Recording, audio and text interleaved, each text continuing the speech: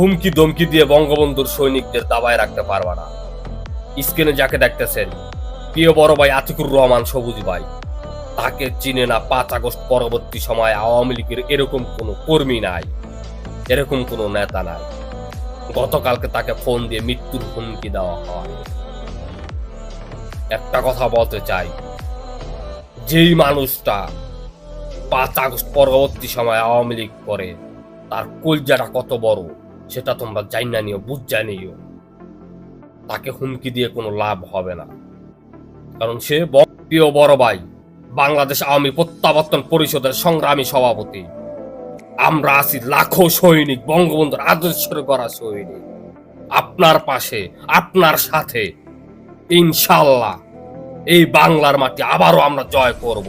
জননেত্রী শেখ হাসিনাকে বাংলাদেশের প্রধানমন্ত্রী হিসেবে বাংলাদেশে আবারও ফিরিয়ে আনবো। জয় বাংলা, জয় বঙ্গবন্ধু।